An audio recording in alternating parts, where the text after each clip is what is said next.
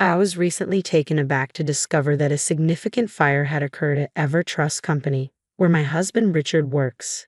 It felt as though I had been hit over the head with a heavy weight, my heart racing with concern.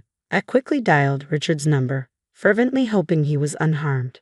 When the phone rang and his voice finally came through, a wave of relief washed over me. "Where are you? Are you safe?" I asked, my voice rising in volume from anxiety and relief. To my surprise, Richard responded with irritation, his tone sharp. "What's the matter with you? You're so loud. I'm at work. Don't call me while I'm working." He abruptly hung up, leaving me confused and unsettled. While he didn't appear to be directly involved in the fire, his dismissive reaction was troubling. "My name is Sarah, and I'm 35 years old. Nursing is a significant part of my life. I married Richard 4 years ago, just as I was nearing the end of my 20s. We met through a mutual friend and quickly connected, leading to what I thought was a blissful marriage. We've been living in company housing provided by his employer. Despite not having children yet, I remain hopeful about building a happy family with Richard. He can be self-centered at times, but he's generally a kind and loving man who makes me feel secure. Recently, however, he seems overly preoccupied with work, often bringing tasks home even on his days off, which leaves him visibly exhausted. Richard's detachment has seeped into our evenings. After dinner, he often slumps on the sofa, ostensibly watching TV, but he's mostly fixated on his phone, using the television as mere background noise. Whenever I try to engage him in conversation, his responses are brief, typically just a "yeah" or an "oh," which makes me question whether I've done something to upset him. This recent shift in his behavior is puzzling and concerning. Choosing to believe that Richard is simply overwhelmed by his demanding job, I decided to help ease his burden. I committed to making sure he had a warm lunch and a hearty dinner waiting for him every day, preparing nutritious meals to support him through his long days. Just as I was settling into this routine, an unexpected change threw everything into disarray. A colleague called the day before, asking if I could swap my night shift for a day shift. This sudden change meant I would be home in the evening, and I planned to inform Richard about it amid the chaos of my new schedule. I managed to email Richard about the shift change on the day itself, letting him know not to worry about dinner since I would prepare it once I got home. Strangely, I didn't receive a response. I figured he was swamped with work, so I focused on my duties. Even after my shift ended, there was still no word from him. This was unusual. Richard typically replied promptly to my messages during his breaks, often using emojis to keep the tone light. But this time, he had only read my message and didn't respond. I began to wonder if he was buried under work or if this silence signaled something more concerning, a shift that can sometimes happen after years of marriage. Feeling a bit down, I stopped at the supermarket on my way home.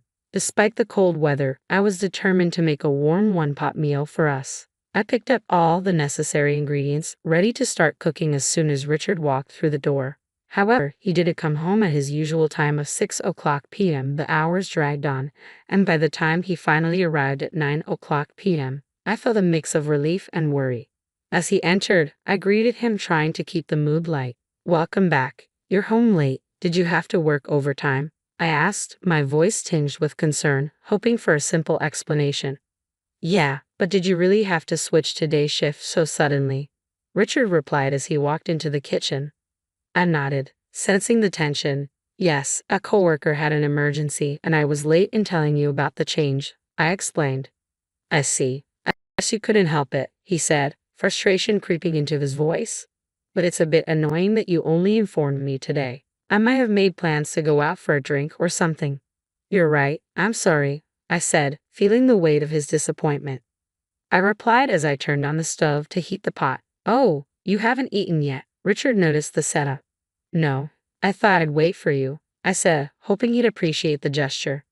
"Well, thanks, but next time you don't have to wait for me," he said. His words stung a little. I had hoped for a cozy evening together. I sighed quietly as I waited for the pot to boil. Once it started to simmer, I served up Richard's portion, followed by mine. I was famished after waiting all evening, and the hot pot was delicious.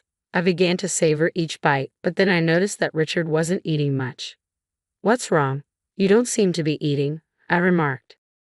"Oh yes," he muttered, looking distracted. Then he admitted, "I worked late, and a junior colleague bought me a rice bowl at work, so I'm not hungry." But you should have told me that earlier, I replied, feeling a mix of disappointment and frustration. You could have sent a quick message before I started cooking. I think Richard sensed my irritation because he quickly suggested, okay, then put my portion in the fridge. I'll eat it tomorrow morning. He tried to lighten the mood, but the atmosphere was already strained. After a few minutes of silence, Richard got up from the couch and suddenly announced, I'm going for a walk. His abrupt decision to leave the house after our interaction felt unusual, leaving me puzzled about what was going on with him lately. When I expressed my concern about his sudden urge to walk, Richard explained, I haven't been getting enough exercise lately, and with all the late work hours, I just need a change of pace. He began preparing to head out, leaving me feeling hollow as I sat alone at the dining table with the hot pot in front of me. Eventually, I decided to put my portion in the fridge, feeling slightly overstuffed. I realized that Richard and I hadn't spent much quality time together lately, so I suggested joining him for a walk, hoping it might provide an opportunity for us to reconnect. However, Richard declined my offer. It's not good to move around right after eating. Besides, I need to take a long walk alone tonight, he said before leaving the house by himself. His behavior struck me as odd, and driven by a nagging instinct, I discreetly followed him from a distance.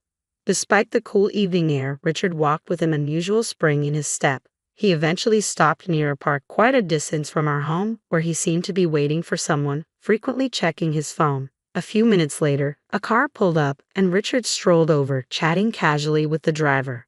Curiosity got the better of me, and I moved closer to get a better look through the car window. Inside sat a woman with long curly hair and shiny lipstick, laughing joyfully as Richard climbed into the passenger seat. The sight felt like a punch to the gut. I couldn't shake the thought that he might be having an affair. Just as I was processing the scene, the car drove off with them, leaving me standing there, stunned and struggling to make sense of what I had just witnessed. Not long after, Richard texted me, claiming he had unexpectedly run into an acquaintance and would be home late. His explanation felt far too convenient, and deep down, I knew something wasn't right. The trust I had in him began to waver. My trust in him was shaken as I struggled to comprehend the reality of the situation. He had claimed he wasn't hungry because he had already eaten, yet it was past 3:00 a.m. when my husband finally came home. He stumbled in, seemingly tipsy, and headed straight to the kitchen for a glass of water, completely unaware that I was awake. Since that night, he had often stayed late at work, especially when I was on the day shift.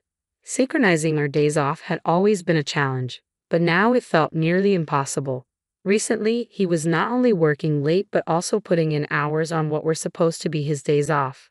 I couldn't shake the suspicion that he might be meeting the woman I had seen with him that night.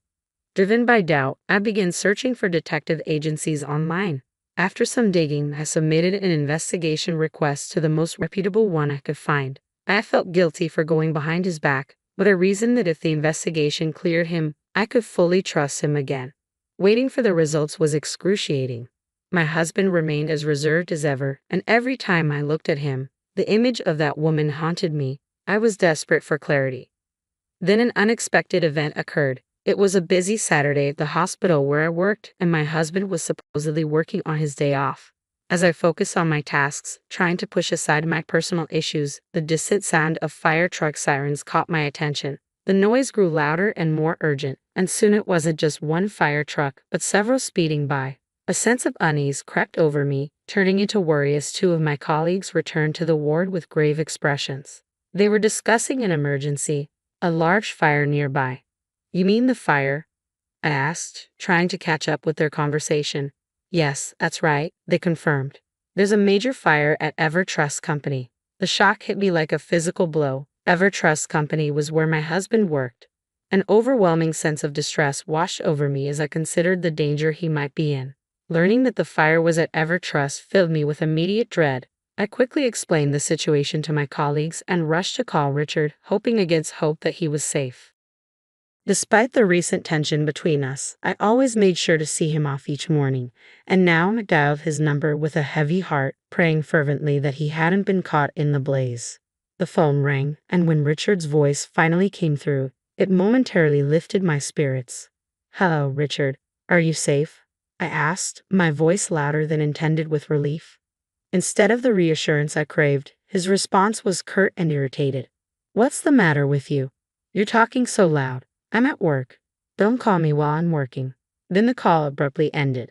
Confusion and anger surged within me.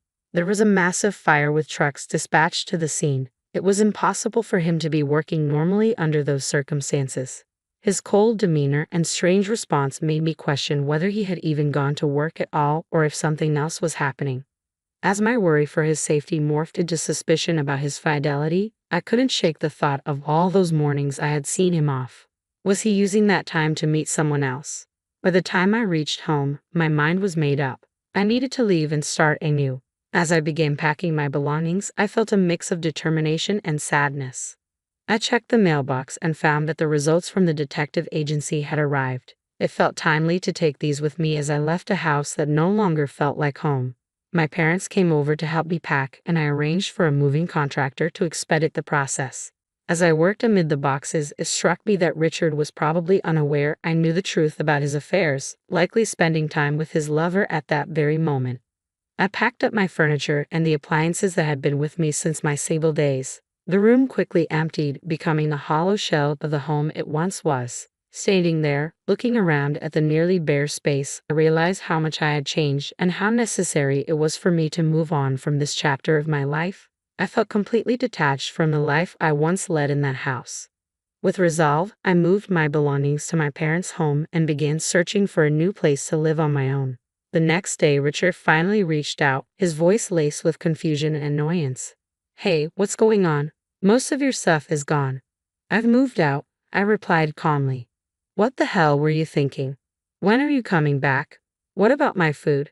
What about the house chores?" His questions revealed everything. He was solely focused on how my departure affected him. Hearing his words stunned me, but I wasn't entirely surprised. "Is that all you think about when it comes to me?" I asked, disappointment heavy in my voice.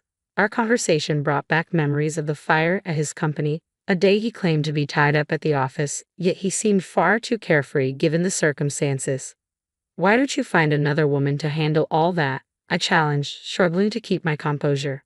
"What are you talking about?" he replied, genuinely confused. "You were with a woman named Kelly today, weren't you?" "Huh. What are you talking about? I was working at the office."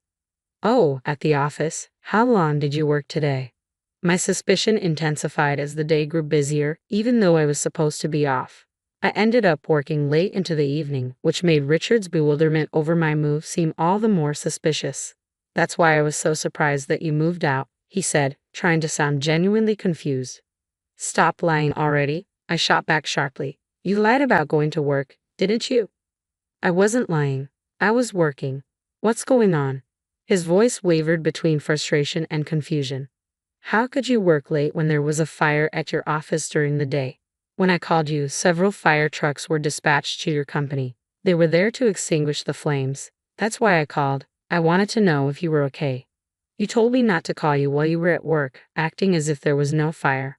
His silence spoke volumes, confirming my deepest doubts. The reality of the situation settled in, exposing the fissures in our relationship and making the distance between us feel more pronounced than ever. Armed with irrefutable evidence from the detective agency, I knew I had the upper hand. "There's no way you can escape this," I stated firmly. "From now on, all communication will go through my lawyer."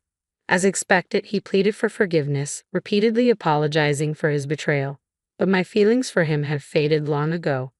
"I'm sorry, but there's no fixing this. I'm hanging up now," I said, cutting off any further attempts at reconciliation.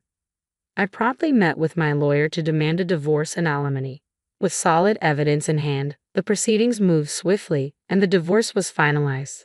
Richard, along with his accomplice from work, a junior colleague, was ordered to pay a significant amount in alimony. Their affair not only had personal repercussions but professional ones as well. Once the news spread throughout the company, especially under the dramatic circumstances of the fire, it sparked widespread disdain among their peers. Both Richard and his affair partner faced cold stares and harsh judgments, a social penalty that visibly embarrassed them. Meanwhile, I settled into a new apartment, embracing my independence. The stability of my nursing career provided me with comfort, allowing me to take things slowly without rushing into another relationship. I reveled in my newfound solitude, appreciating the peace that came with it. Discovering my husband's affair, especially amidst the chaos of the fire, felt like a harsh twist of fate, yet it expedited the inevitable consequences he deserved. Now, as I adjusted to my single life, I looked forward to the possibility of meeting someone genuine in the future, without any rush, savoring each moment as it came.